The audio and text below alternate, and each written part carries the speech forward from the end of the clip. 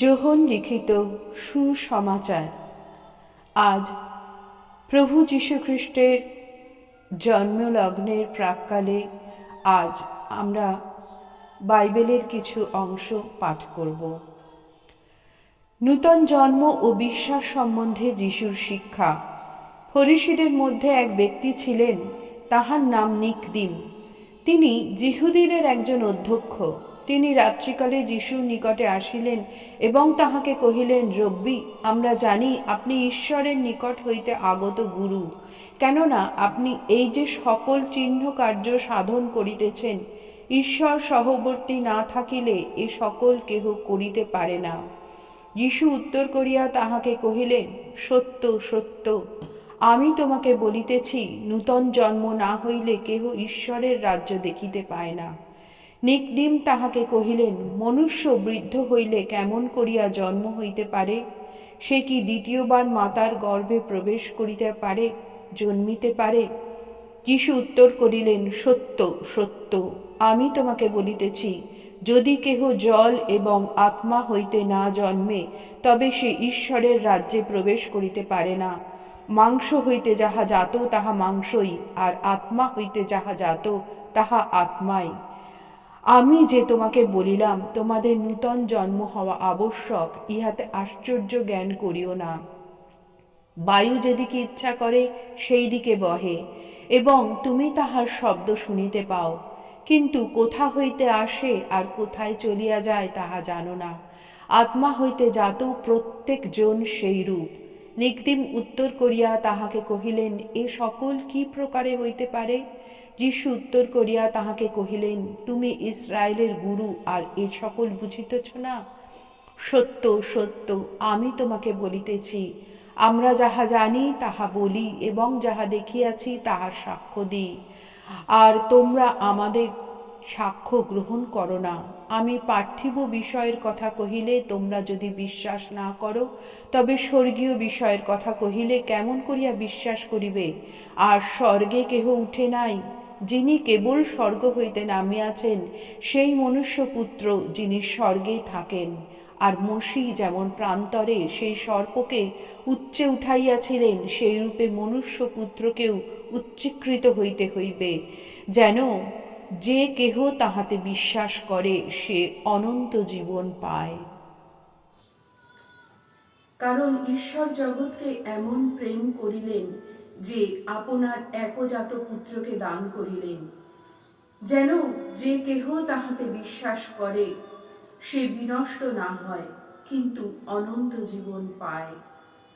কেননা ঈশ্বর জগতের বিচার করিতে পুত্রকে জগতে প্রেরণ করেন নাই, কিন্তু জগৎ যেন তাহার দ্বারা পরিত্রাণ পায়।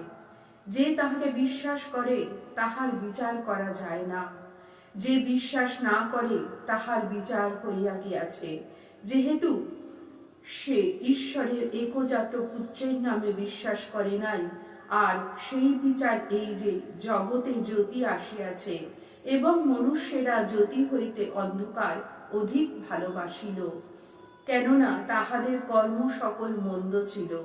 কারণ যে কেহ কদাচরণ করে, জ্যোতি ঘৃণা করে এবং জ্যোতির নিকটে আইসে না, পাছে তাহার সকল কর্ম সকলের দোষ ব্যক্ত হয়। কিন্তু যে সত্য, যেন তাহার কর্ম সকল ঈশ্বরের সাধিত বলিয়া সব প্রকাশ হয়।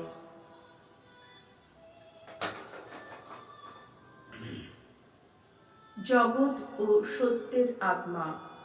এই সকল তোমাদিগকে আজ্ঞা করিতেছি, যেন তোমরা পরস্পরের প্রেম করো। জগৎ যদি তোমাদিগকে দেশ করে, তোমরা তো জানো সে তোমাদের অগ্রে আমাকে দেশ করিয়াছে। তোমরা যদি জগতের হইতে, তবে জগৎ আপনার নিজস্ব ভালোবাসিত, কিন্তু তোমরা তো জগতের নহ, বরং আমি তোমাদিগকে জগতের মধ্য হইতে মনোনীত করিয়াছি। এই জন্য জগৎ তোমাদিগকে দেশ করে। আমি যাহা তোমাদিগকে বলিয়াছি, আমার সেই বাক্য স্মরণে রাখিও। দাস আপন প্রভু হইতে বড় নয়। লোকে যখন আমাকে তাড়না করিয়াছে, তখন তোমাদিগকেও তাড়না করিবে। তাহারা যদি আমার বাক্য পালন করিত, তোমাদের বাক্যও পালন করিত। কিন্তু তাহারা আমার নামের জন্য তোমাদের প্রতি সমস্ত করিবে, কারণ আমাকে যিনি পাঠাইয়াছেন তাহাকে তাহারা জানে না। আমি যদি না আসিতাম, তবে তাহাদের কাছে কথা না বলিতাম, তবে তাহাদের পাপ হইত না। কিন্তু এখন তাহাদের পাপ ঢাকিবার উপায় নাই। যে আমাকে দেশ করে, সে আমার পিতাকেও দেশ করে। যেরূপ কার্য আর কখনো কেহ করে নাই, সেইরূপ কার্য যদি আমি তাহাদের মধ্যে না করিতাম, তবে তাহাদের পাপ হইত না। কিন্তু এখন তাহারা আমাকে ও আমার পিতাকে উভয়কে দেখিয়াছে এবং দেশ করিয়াছে। কিন্তু এরূপ হইল যেন তাহাদের ব্যবস্থায় লিখিত এই বাক্য পূর্ণ হয়। তাহারা অকারণে আমাকে দেশ করিয়াছে। আমি যাহাকে পিতার নিকট হইতে তোমাদের কাছে পাঠাইয়া দিব, সত্যের সেই আত্মা, যিনি পিতার নিকট হইতে বাহির হইয়া আইসেন। যখন সেই সহায় আসিবেন, তিনিই আমার বিষয়ে সাক্ষ্য দিবেন। আর তোমরাও সাক্ষী, কারণ তোমরা প্রথম হইতে আমার সঙ্গে সঙ্গে আছো।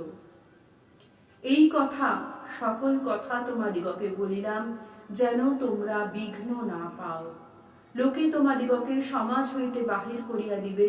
এমনকি সময় আসিতেছে, যখন যে কেহ তোমাদিগকে বধ করে, সে মনে করিবে আমি ঈশ্বরের উদ্দেশ্যে উপাসনা বলি উৎসর্গ করিলাম। তাহারা এই সকল করিবে, কারণ তাহারা না পিতাকে না আমাকে জানিতে পাইয়াছে। কিন্তু আমি তোমাদিগকে এ সকল কহিলাম, যেন এই সকলের সময় যখন উপস্থিত হইবে, তখন তোমরা স্মরণ করিতে পারো যে আমি তোমাদিগকে এই সকল কথা বলিয়াছি। প্রথম হইতে এই সমস্ত তোমাদিগকে বলি নাই, কারণ আমি তোমাদের সঙ্গেই ছিলাম। কিন্তু যিনি আমাকে পাঠাইয়াছেন, তাহার নিকটে এখন যাইতেছি। আর তোমাদের মধ্যে কেহ আমাকে জিজ্ঞাসা করে না, কোথায় যাইতেছেন? কিন্তু তোমাদিগকে এই সমস্ত কহিলাম, সেই জন্য তোমাদের হৃদয় দুঃখে পরিপূর্ণ হইয়াছে।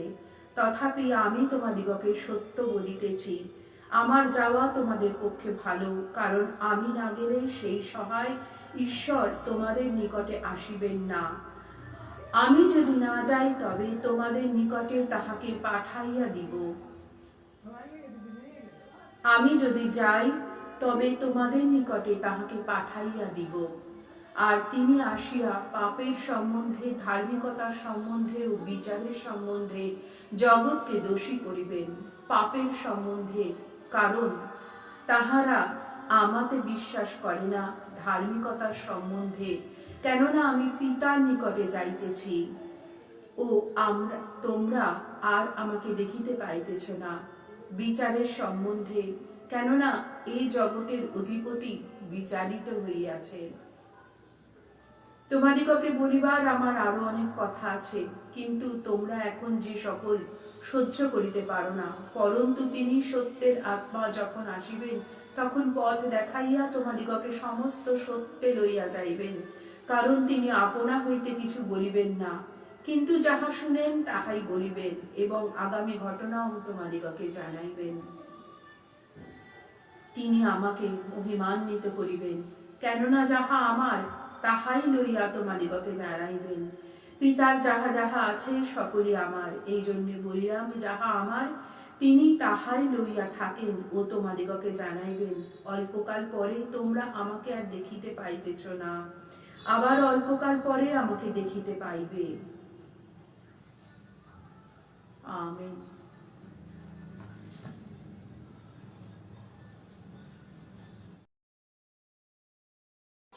প্রভু যিশুর কাছে বিনীত প্রার্থনা, পৃথিবীর মঙ্গল হোক। হিংসা, দেশ, বিদ্বেষ, অপরাধ প্রভুর পায়ে সমস্ত বিসর্জন দিয়ে মানুষ যেন সুস্থ মনে, সুস্থ জীবনে, শান্তিতে, একে অপরের প্রতি প্রেমে, ভালোবাসায় সুখে থাকতে পারে। আমেন।